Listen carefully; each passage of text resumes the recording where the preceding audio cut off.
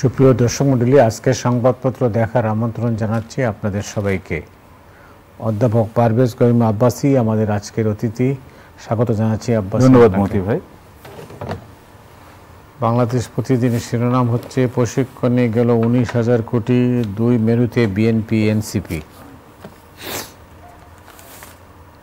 মানব জমিন গুজবের রাত, ষড়যন্ত্র করে সেনাবাহিনীকে জনগণের মুখোমুখি দাঁড় করানোর চেষ্টা হচ্ছে। তারেক রহমান।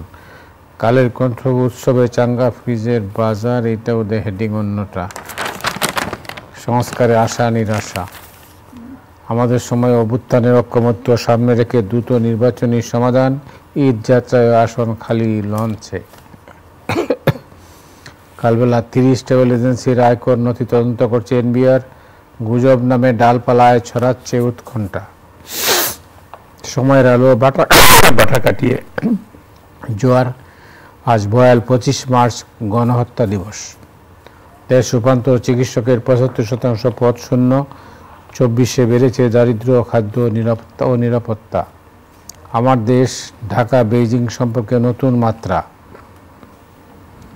সবে কদরে পাওয়া যেভাবে নিশ্চিত হবে। রমজান। করতোয়া, সারা দেশে নিশ্চিত নিরাপত্তা, মৃত্যুর দরজা থেকে ফিরলেন তামিম। যেমনটা দেখছিলাম প্রায় সব কটা কাগজেই বিএনপির ভারপ্রাপ্ত চেয়ারম্যান তারেক রহমানের একটা বক্তব্য সব কাগজে আছে। তিনি বলছেন যে সেনাবাহিনীকে জনগণের মুখোমুখি করা হচ্ছে। আপনি কীভাবে দেখছেন? ধন্যবাদ মতি ভাই। আপনার প্রশ্নের উত্তর দেওয়ার আগে আমি বলছি, যেহেতু আজ 25শে মার্চ এবং 25শে মার্চের কাল রাত্রিতে যেটা আমাদের স্বাধীনতা যুদ্ধ যেখানে সূচনা করেছিল, সকল শহীদদের প্রতি আমার বিনম্র শ্রদ্ধা প্রকাশ করি, তাদের আত্মার বা রুহের মাগফিরাত কামনা করি এবং আমাদের শ্রদ্ধা এবং সম্মান অর্পণ করি। এখন আমি আসি, কেন ওটার সাথেও আজকের আলাপ আলোচনার একটা যোগসূত্রতা আছে। আমি আবারও বলবো, যদিও আমি কোনো রাজনৈতিক দলের সাথে সম্পৃক্ততা নেই, যে ভালো কাজ করবে তাকে ভালো বলবো, যে খারাপ কাজ করবে যতটুকু আমার শক্তি এবং সামর্থ্য আছে তার এখানে সমালোচনা করব পরিস্থিতি বুঝে। তো একজন শিক্ষক হিসাবে, একজন আলোচক হিসাবে, একজন বিশ্লেষক হিসাবে আমি বলবো যে অগস্ট 5-এর শেখ হাসিনা সরকারের অভ্যুত্থানের পতনের পর থেকে, তখন থেকে এই পর্যন্ত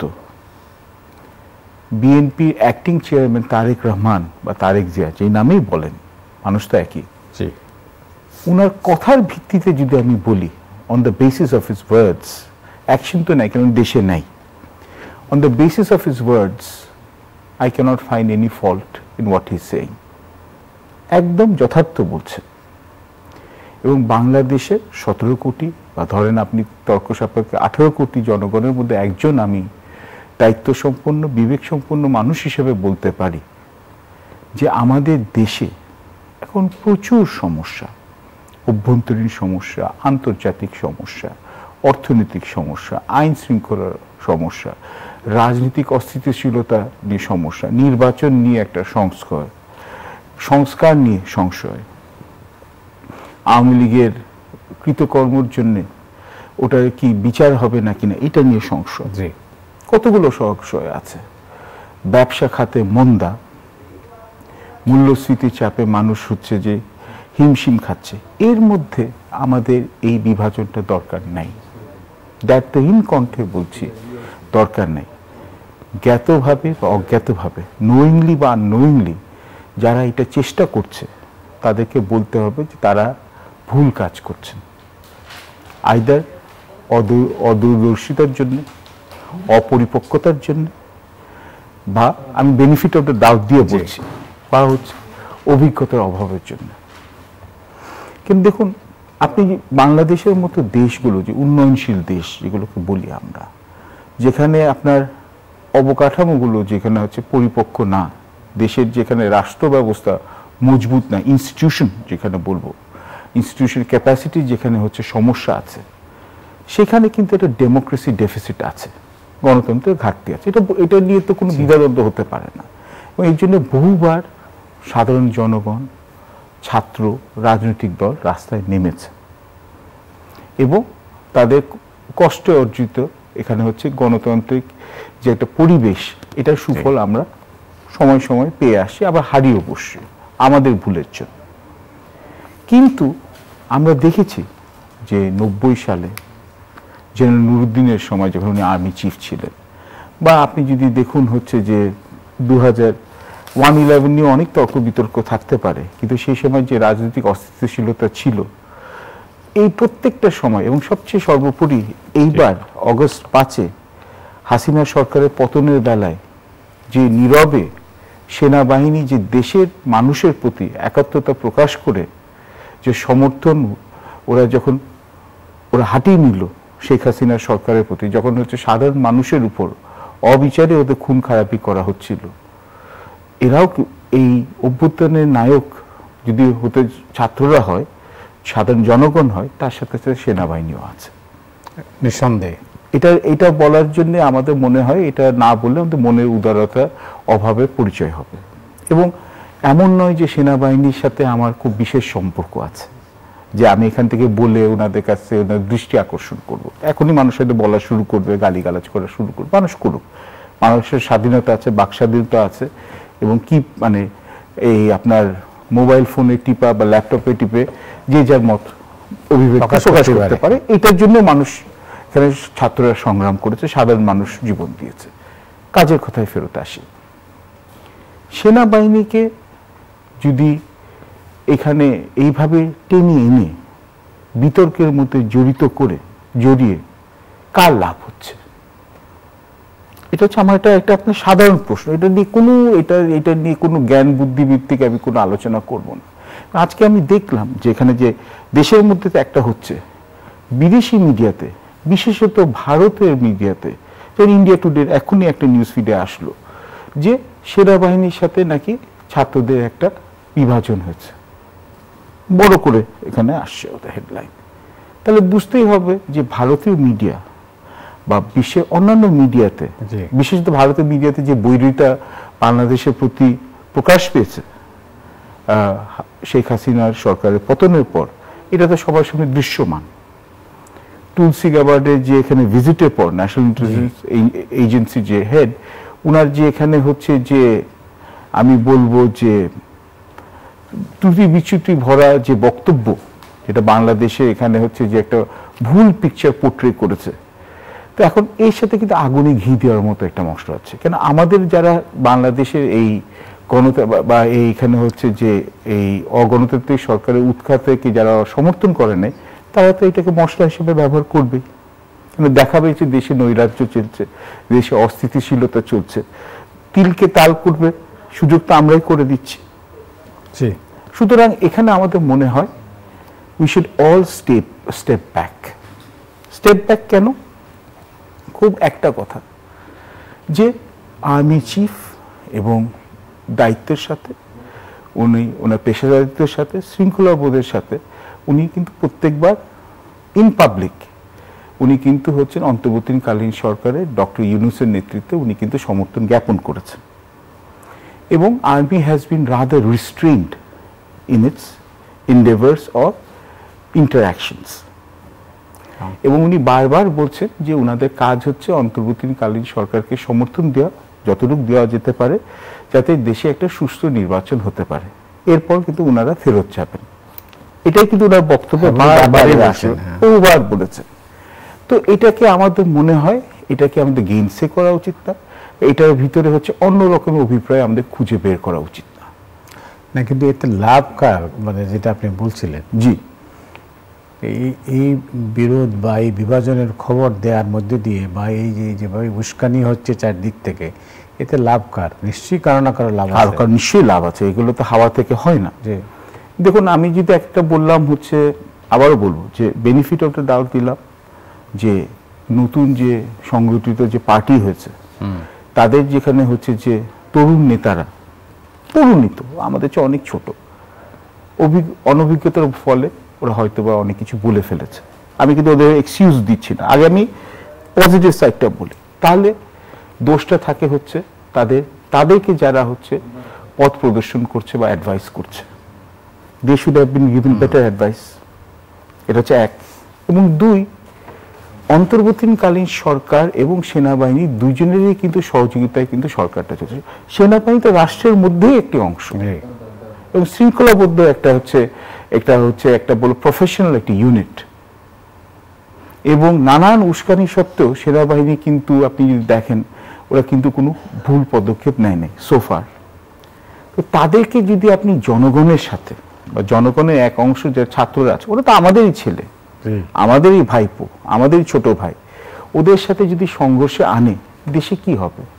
দেশে আরো নৈরাজ্য হবে, দেশে অস্থিতিশীলতা বাড়বে, দেশে ব্যবসার যে মন্দা অবস্থা আরো চরম আকারে ধরবে, দেশ থেকে বিদেশি বিনিয়োগ এমনি কমে গেছে, বিনিয়োগ আরো কমে যাবে, এবং তখন মানুষ বলবে যে এই ন্যারেটিভটা অনেক আগে থেকে বলছিল, দেখো শেখ হাসিনার সরকার অগণতান্ত্রিক হলেও দেশে কিন্তু অ্যাটলিস্ট দেশে কিন্তু অন্তত ন্যূনতমভাবে এখানে হচ্ছে এক ধরনের স্থিতিশীলতা ছিল।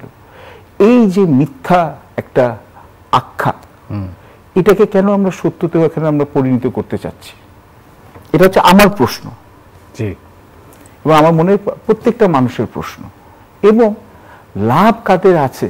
যারা পর্দার অন্তরালে যারা এখানে এগুলো যদি করে থাকে, কেন আমাদের কাছে প্রমাণ নেই, এখানে হয়তো এখানে স্পেকুলেশন করে লাভ নেই। আমার মনে আপনার একটা হেডলাইন আছে গুজবের কথা, ওটা নিয়ে পরে আসবো। কিন্তু এটাতে হচ্ছে কি, ঘোলা মাছের এখানে হচ্ছে ঘোলার জলে এখানে যে মাছ শিকার করতে সবাই চায়, এটা একটা পুরানো প্রবাদ আছে। তো যখন সব জায়গায় অনিশ্চয়তা আছে, এইরকম একটা সেনাবাহিনীকে এখানে হচ্ছে যে এখানে জোর করে এই প্রসেসে অ্যাক্টিভলি ইনভলভ করাটা আমার মনে হয় যে ইটস নট ডিজায়ারেবল। এটা হচ্ছে যে এখানে লাভ ক্ষতি না, কিন্তু ক্ষতি কিন্তু পুরো দেশের হবে। ক্ষতি কিন্তু এই যে আমাদের গণতান্ত্রিক প্রক্রিয়ার দিকে আমরা হাঁটছি, এগোচ্ছি, এই আমাদের যে লম্বা যে রাস্তা যে আমাদের পাড়ি দিতে হবে, ওই কিন্তু যাত্রাটা বিলম্বিত হতে পারে যদি এইভাবে চলতে থাকে। কেননা এবং আমার এটাও বলা উচিত যে সেনাবাহিনীর যে ধৈর্য, যে শৃঙ্খলাবোধ, যে দেশের প্রতি যে দেশপ্রেম, এটা নিয়ে বোধহয় আমাদের প্রশ্ন উঠানোটা উচিত হবে না। জি, আমি এই প্রসঙ্গে একটা শিরোনামে আসি। আমাদের সময় শিরোনাম হচ্ছে অভ্যুত্থানের ঐক্যমত্য সামনে রেখে দ্রুত নির্বাচনী সমাধান। আমি আপনার প্রোগ্রামে আপনি যদি দেখেন যে অগস্ট 5-এর পর তো পরিবেশটা আরো মুক্ত হয়েছে, এটা আমাকে বলতে হবে। এটা অন্তর্বর্তীকালীন সরকারের একটা অ্যাচিভমেন্ট, পজিটিভ অ্যাচিভমেন্টটা, ভালোটাকে ভালো বলতে হবে, তা তো বটে। কেন এটার জন্যই তো মানুষ রক্ত দিয়েছে, আরো অনেক কিছুর জন্য দিয়েছে, কিন্তু এটা হচ্ছে তো একটা অ্যাচিভমেন্ট।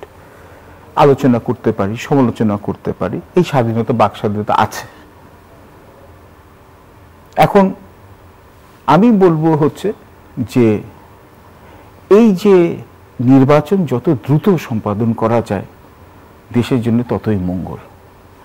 হ্যাঁ, যদি অগস্টের পরে, অগস্ট 5-এর পর যদি এখানে মনে করুন নতুন ক্যাবিনেট গঠন করার পর দেশের অবস্থা যদি মোটামুটি যদি একটা স্টেবিলাইজ করা যেত, বা কিছু কিছু উপদেষ্টা যদি আরো মুন্সিয়ানা দেখাতেন প্রোঅ্যাক্টিভলি, কেন ডক্টর ইউনূস তো একা দেশ চালাতে পারবেন না, ওনাকে উপদেষ্টারা দিতে হবে, আপনার আমলাতন্ত্র ওনাকে সহযোগিতা করতে হবে, পুলিশ সহযোগিতা করতে হবে, ব্যবসায়ীরা সহযোগিতা করতে হবে, সাধারণ মানুষ সহযোগিতা করতে পারবে। এবং আমরা জানি যে আওয়ামী লীগের অনেক দোসররা হচ্ছে এখনো অ্যাক্টিভলি ইনভলভড আছে, এটাও আমরা উড়িয়ে দিতে পারছি না। তাহলে কিন্তু এক রকমের কথা ছিল, কিন্তু এখন দেখা যাচ্ছে হচ্ছে যে অন্তর্বর্তীকালীন সরকারের এখন হচ্ছে নানান ধরনের চ্যালেঞ্জ।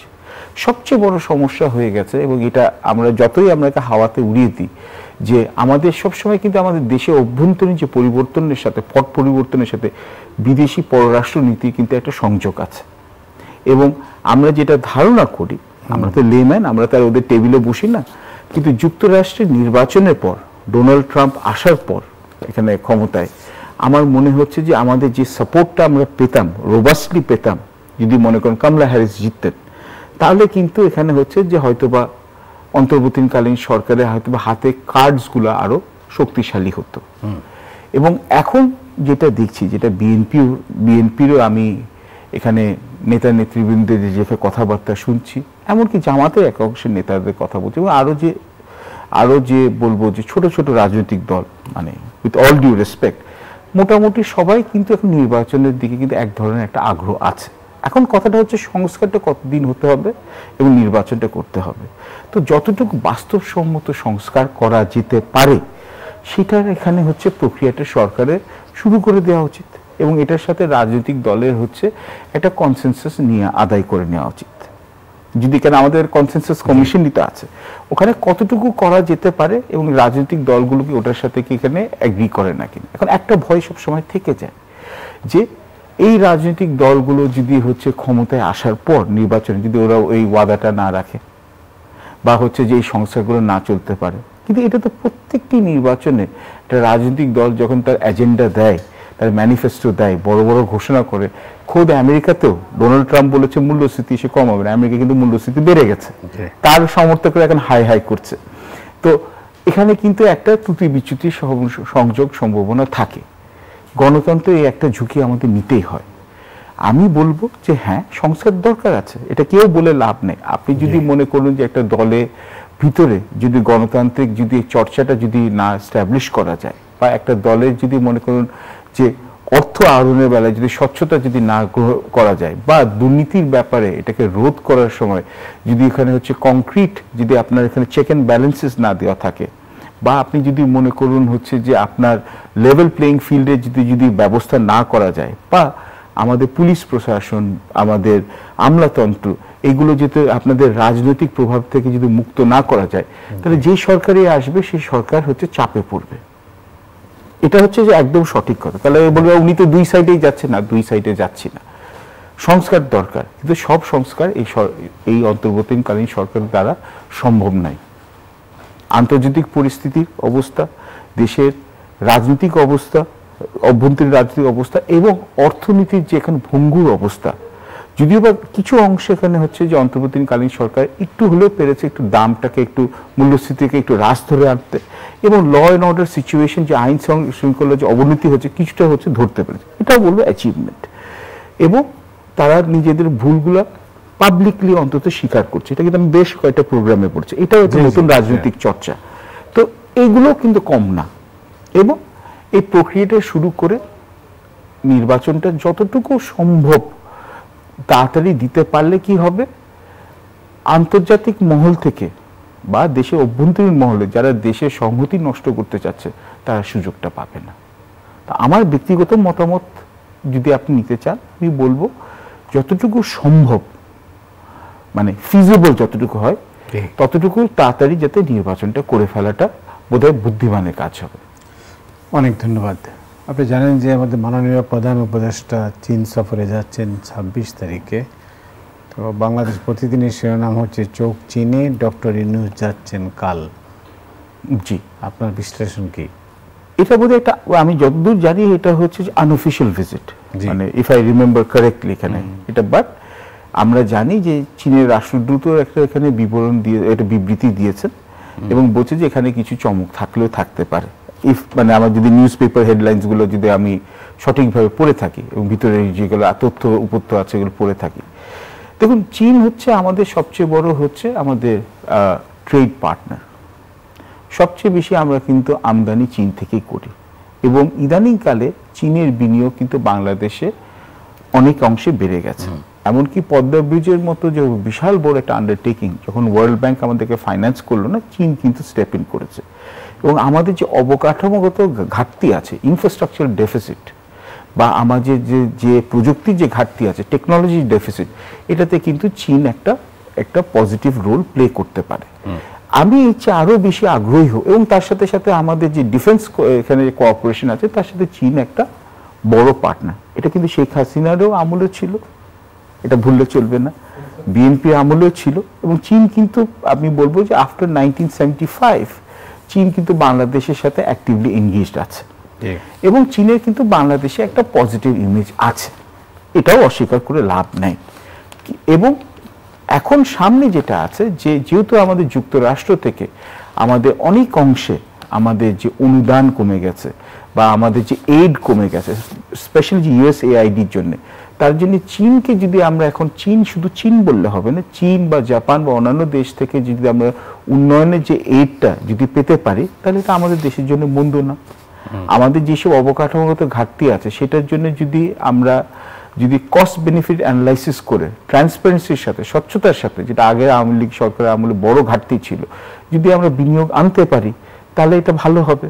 এবং চীনের একটা যদি সহযোগিতা পেয়ে যদি রোহিঙ্গা রিপ্যাট্রিয়েশন কিছু অংশেও যদি আমাদের পথটা সুগম হয় তাহলে এটা কিন্তু মন্দ কিছু না। কিন্তু অনেকেই এই সফরকে মানে অন্য চোখে দেখার চেষ্টা করছেন। তারা মনে করেন যে ভূ রাজনীতিতে এই চীন সফর অনেকখানি তাৎপর্য রয়েছে এই সফরের। আপনি কি মনে করেন? এটা আবার আরেকটা সাইডও আছে। আপনি যদি প্রশ্ন করলেন, আমি এমনিতে আসতাম যে ভারতের যে বৈরিতা আছে, তো ভারতের বৈরিতাটাকে এখানে কিছু অংশে বা এখন যতক্ষণ ভারত বলেই দিয়েছে যে ওরা বাংলাদেশের সাথে স্টেট টু স্টেট লেভেলে ওরা হাই লেভেলে ওইভাবে এনগেজ করবে না যতক্ষণ না বাংলাদেশে এটা নির্বাচিত সরকার আসে। ওটা কিন্তু বলেই দিয়েছে, ওটা কিন্তু অগস্ট 5-এর পর ওদের এটা stand, whether we like it or not, that is their stand, and India is an important player in the global state of affairs. However, so চীনের এখানে একটা বৈরিতাকে, চীনকে আমরা যদি এখানে সঙ্গে এখানে কাছে নিতে পারি তাহলে হচ্ছে ভারতকে কিছু অংশ ব্যালেন্স করতে পারবো বলে আমাদের এক অংশে এখানে হচ্ছে পর্যবেক্ষকদের বা বিশ্লেষকদের অভিমত।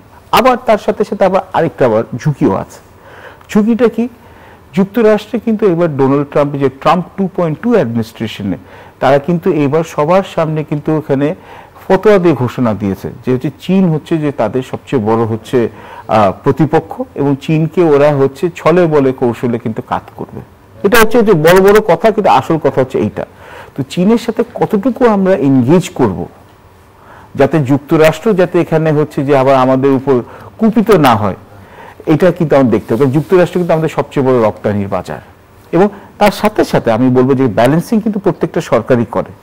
এবং যখন আমাদের প্রধান উপদেষ্টা চীন সফরে যাচ্ছেন তখন একজন মার্কিন, আমি বলতে যাচ্ছিলাম, জি ঢাকা সফর করবেন, উনি হচ্ছে যে আমাদের যে ইউএস প্যাসিফিক কমান্ডের যে এখানে যে নাম্বার 2 যিনি আছেন উনি আসছেন এবং ভেরি ইন্টারেস্টিং আপনার এখানে উনি আসছেন হচ্ছে এবং উনি এখানে আসছেন হচ্ছে আমাদের এই আর্মির যে সিনিয়র লিডারশিপের সাথে কথা বলবেন এবং যেটা আমরা পেপারে দেখেছি বা যেটা ওনারা স্টেটমেন্ট দিয়েছেন, যুক্তরাষ্ট্রের দূতাবাসও দিয়েছে হচ্ছে যে রাখাইন স্টেটে এখন হচ্ছে যে এখানে ক্রমশ হচ্ছে এখানে হচ্ছে যে একটা অবস্থা ঘোলাটে হয়ে আসছে এবং আরাকান আর্মি 70-80% হচ্ছে রাখাইন স্টেটে এখানে দখলে আছে।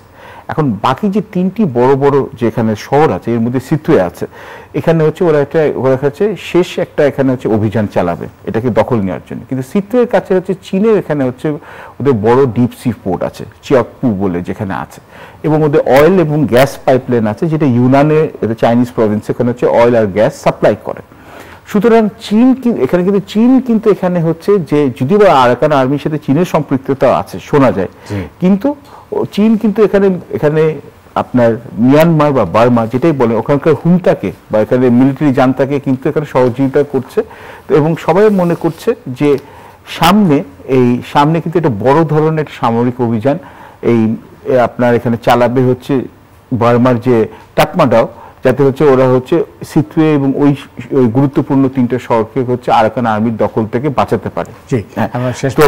তো এটার জন্য এখানে ওরা যখন আসছে তার মানে হচ্ছে বাংলাদেশ যুক্তরাষ্ট্রের সাথেও এক ধরনের একটা কোলাবোরেশন করছে, স্পেশালি ইন টার্মস অফ হচ্ছে মিয়ানমার। শেষ প্রায় 30 সেকেন্ড হাতে আছে, সেটা হচ্ছে আপনি জানেন যে আমাদের ক্রিকেটার তামিম ইকবাল খেলতে নেমেই হার্ট অ্যাটাকে আক্রান্ত কি হয়েছিলেন, অত্যন্ত দুঃখজনক ঘটনা।